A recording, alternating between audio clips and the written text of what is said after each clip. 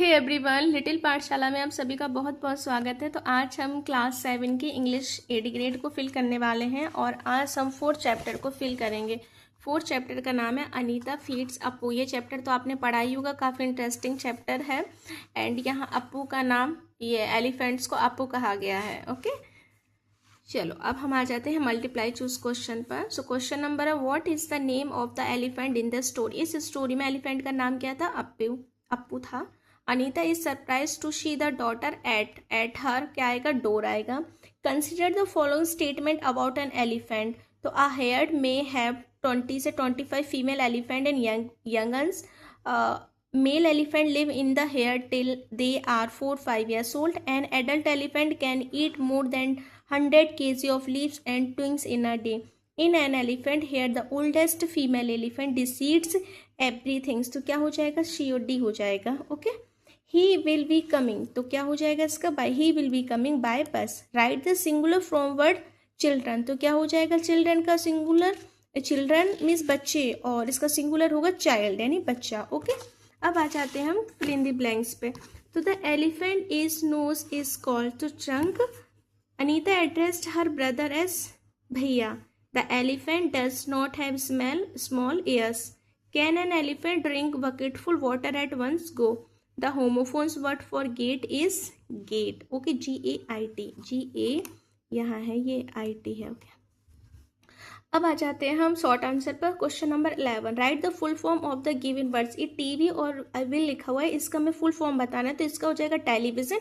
और ये जो एपोस्ट्रोफी लगा के एल लिखा हुआ है, इसका हो जाएगा हमारा आई विल। द वर्ड भैया इज एड्रेस्ड फॉर, तो भैया किसको एड्रेस्ड करता है? ब्रदर को। Write the adverb from the word anxious, तो एनसेक्सली हो जाएगा, क्योंकि जब एडवर्ड बनाते हैं ना तो हम LY लगा देते हैं।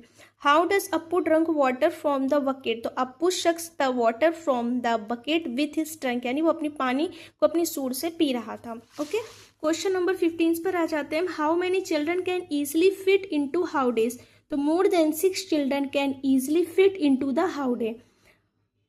How do the children feel sorry, when Appu stands up the starts walking? So the children feel excited and a little scared when Appu stands up and starts walking. Okay, question number 17 को देखते हैं।